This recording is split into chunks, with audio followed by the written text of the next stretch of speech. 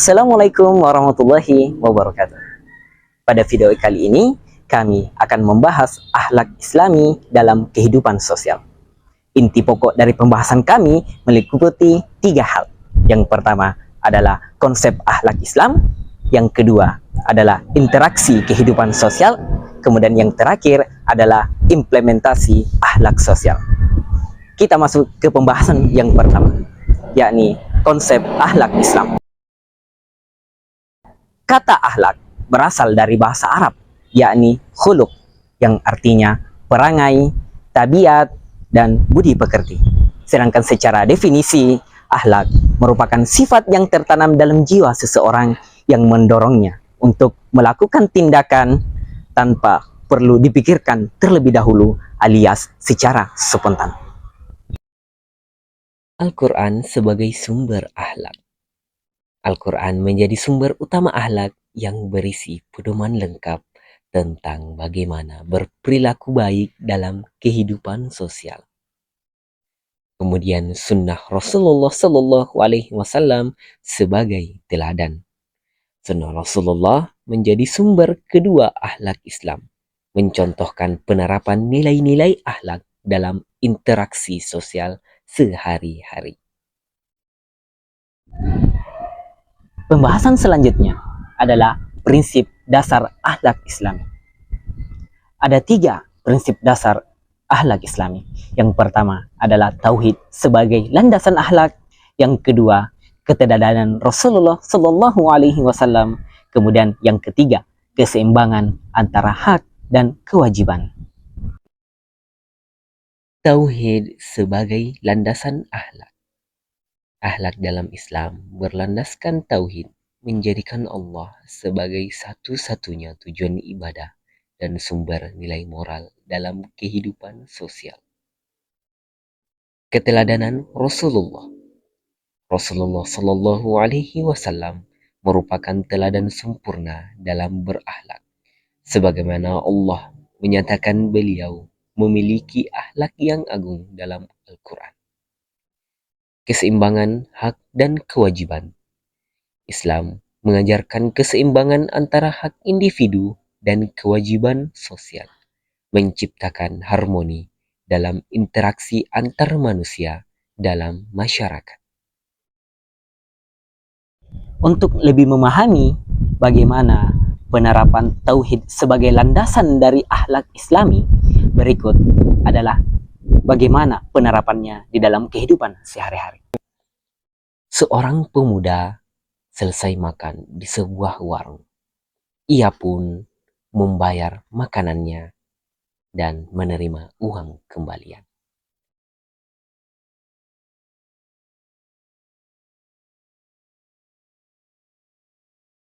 Lalu dia berjalan menuju pintu keluar. Sesampainya di sana, ia menghitung uang itu kembali. Ternyata ada kelebihan 10.000. Lantas ia pun berbalik, masuk kembali dan menyerahkan uang kelebihan itu kepada pemilik warung. Si pemilik kaget, tetapi pemuda itu tersenyum. Ia tidak menunggu pujian. Baginya, kejujuran adalah ibadah dan kembali kepada yang benar adalah bagian dari keyakinan bahwa Allah Maha Melihat. Pembahasan terakhir dari konsep akhlak dalam Islam adalah hubungan akhlak dengan iman. Yang pertama, iman sebagai fondasi akhlak. Iman menjadi dasar pembentukan akhlak mulia di dalam Islam. Keyakinan kepada Allah mengarahkan perilaku sosial yang sesuai dengan ajaran Islam. Yang kedua, manifestasi iman dalam tindakan. Akhlak baik dalam kehidupan sosial merupakan bukti keimanan seseorang. Nabi Muhammad Sallallahu Alaihi Wasallam bersabda bahwa kesempurnaan iman tercermin dari akhlak terbaik. Yang ketiga, kesatuan iman dan amal. Islam mengajarkan kesatuan antara keyakinan dan perbuatan. Iman tanpa implementasi akhlak dalam kehidupan sosial dianggap tidak sempurna. Kita masuk ke materi yang kedua, akhlak dalam interaksi sosial. Yang pertama adalah adab bertetangga. Yang pertama, pengertian adab bertetangga. Adab bertetangga dalam Islam adalah tata cara berhubungan baik dengan tetangga sesuai tuntunan Al-Quran dan hadis untuk menciptakan lingkungan harmonis. Yang kedua, berbuat baik kepada tetangga. Rasulullah Shallallahu Alaihi Wasallam menekankan pentingnya berbagi makanan, memberi hadiah, menjenguk saat sakit, dan menjaga keamanan tetangga sebagai bentuk keimanan. Yang ketiga, hak-hak tetangga. Islam mengajarkan menghormati hak tetangga seperti memberi salam, membantu saat kesulitan, menjaga privasi, dan tidak mengganggu ketenangan mereka. Yang keempat, larangan menyakiti tetangga. Islam melarang keras menyakiti tetangga baik secara fisik maupun verbal, menggosip, atau membuat keributan yang mengganggu kenyamanan mereka. Berikut adalah contoh berbuat baik kepada tetangga. Seorang pemuda datang ke rumah tetangganya sambil membawa sekantong makanan. Ia mengetuk pelan dan menyerahkannya dengan senyum sederhana. Tetangganya menerima dengan senang, lalu masuk sebentar dan kembali membawa setoples buah sebagai balasan. Bukan karena ingin menyamai, tetapi sebagai tanda terima kasih dan penghargaan. Yang kedua, etika bermasyarakat. Yang pertama, konsep dasar etika bermasyarakat. Etika bermasyarakat dalam Islam berlandaskan prinsip tauhid, akhlak mulia, dan ukhuwah Islamiyah yang mengatur interaksi sosial sesuai ajaran Al-Quran dan Sunnah. Yang kedua, adab berkomunikasi.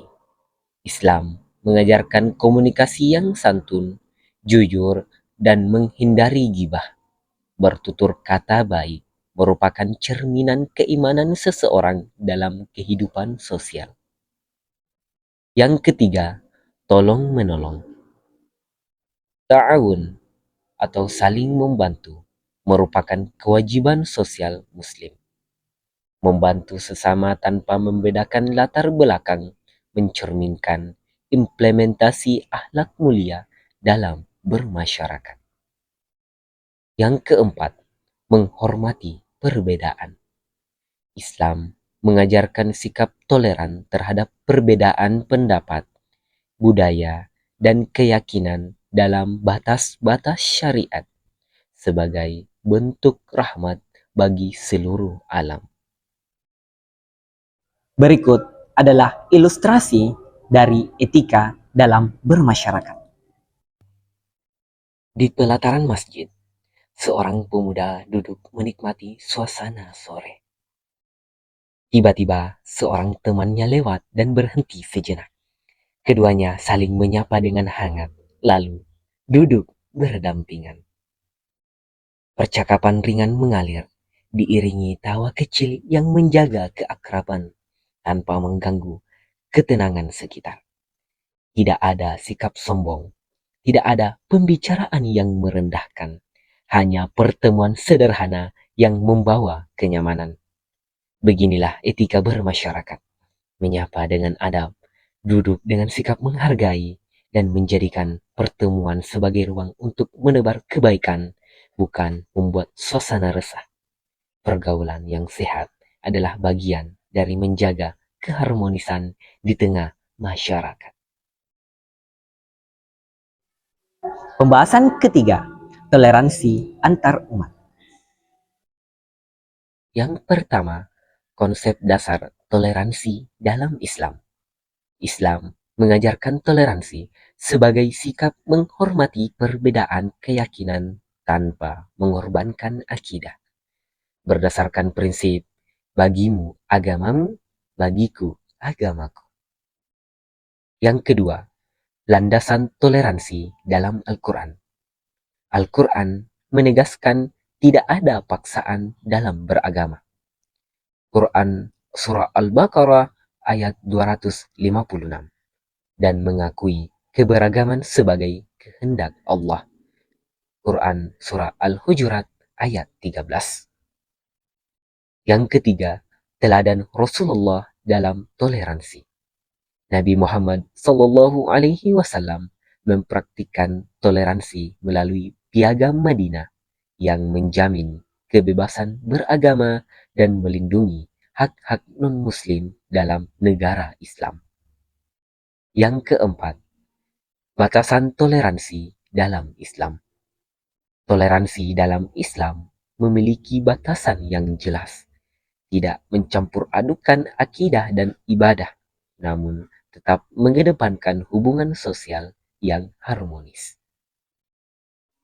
Berikut adalah ilustrasi dari toleransi antar umat jika diterapkan di dalam kehidupan nyata. Ketika tiga pemuda sedang berbicara di pelataran masjid, seorang teman datang menghampiri, mengajak mereka sholat. Dua di antara mereka segera beranjak, sementara satu pemuda tetap duduk di tempatnya. Ketika ditanya kembali, ia membuka sedikit kerahnya dan tampaklah tato salib di lehernya. Bukan karena untuk menantang, tetapi untuk menjelaskan bahwa keyakinannya berbeda. Di momen itu, mereka saling memahami. Yang mengajak sholat tidak memaksa, dan yang berbeda keyakinan tidak merasa tersisih. Mereka berjabat tangan, bukan karena menyamakan agama, tetapi karena menghormati pilihan masing-masing. Selanjutnya, kita akan masuk ke pembahasan yang terakhir, yaitu implementasi akhlak sosial.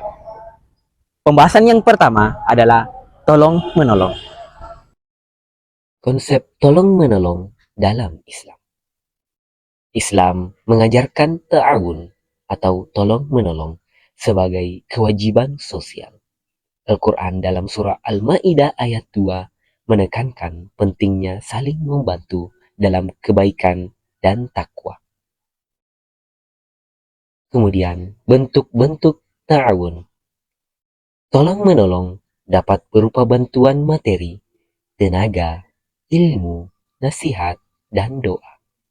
Setiap muslim didorong berkontribusi sesuai kemampuan dan meringankan beban sesama. Selanjutnya, batasan dalam tolong-menolong. Islam melarang tolong-menolong dalam dosa dan permusuhan. Bantuan harus sesuai syariat dan tidak mengarah pada kemaksiatan dan kezaliman. Berikut adalah ilustrasi dari konsep tolong-menolong. Ketika seorang pemuda melihat seseorang kesulitan mendorong motornya yang mogok, dia pun langsung tergerak membantu pria tersebut untuk mendorong motornya ke bengkel terdekat. Yang kedua, menjaga keharmonisan. Toleransi dalam perbedaan.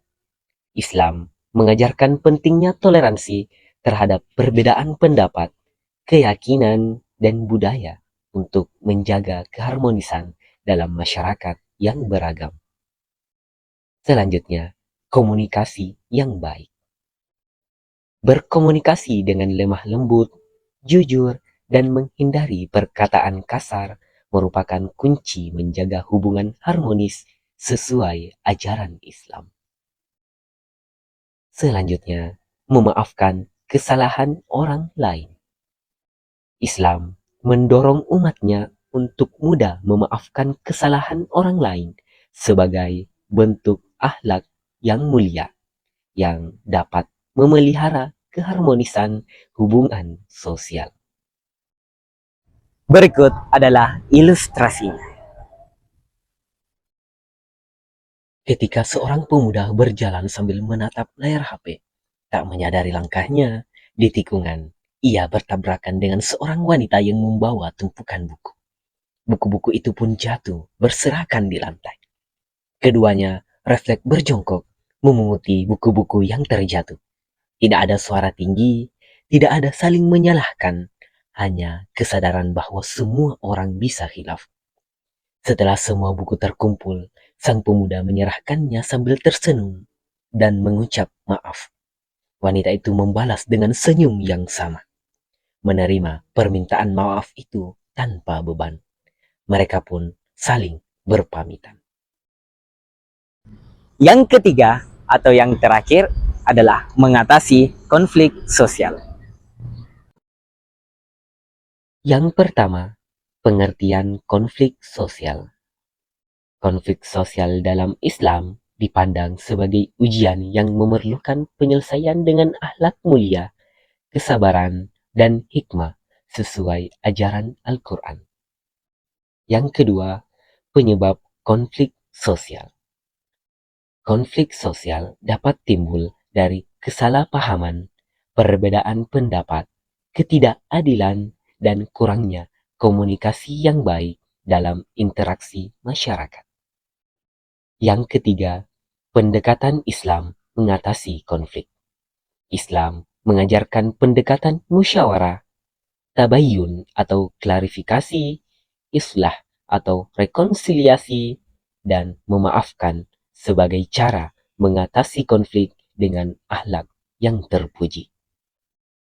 Yang keempat, peran mediasi. Mediasi oleh pihak netral yang adil merupakan metode Islam dalam menyelesaikan konflik, sebagaimana dicontohkan Rasulullah Shallallahu Alaihi Wasallam dalam berbagai peristiwa. Berikut adalah contoh konflik sosial dan cara mengatasinya menurut Islam. Di sebuah jalan kampus, dua mahasiswa tanpa sadar menghalangi jalur. Dua mahasiswa lain datang berboncengan, dan karena emosi sesaat, salah satunya langsung turun dan menarik baju mahasiswa yang menghalangi. Dari reaksi yang tidak terkendali ini, konflik pun pecah. Teman-teman mereka kemudian melerai dan mengajak duduk untuk bermusyawarah.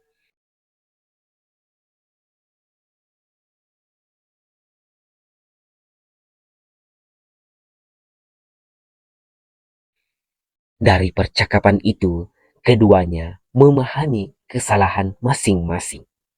Satu ceroboh, satu terburu nafsu. Akhirnya, mereka saling meminta maaf dan melakukan islah, menutup konflik dengan perbaikan, bukan dendam.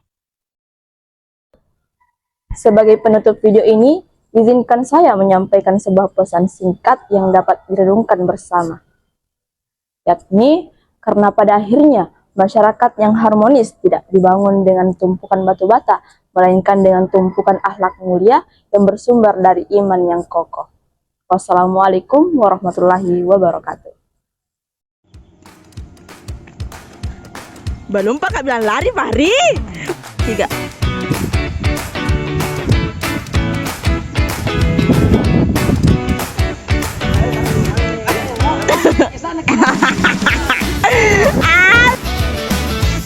Semuanya Kak?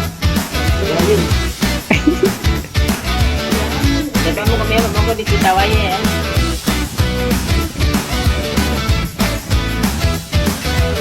Niat guys.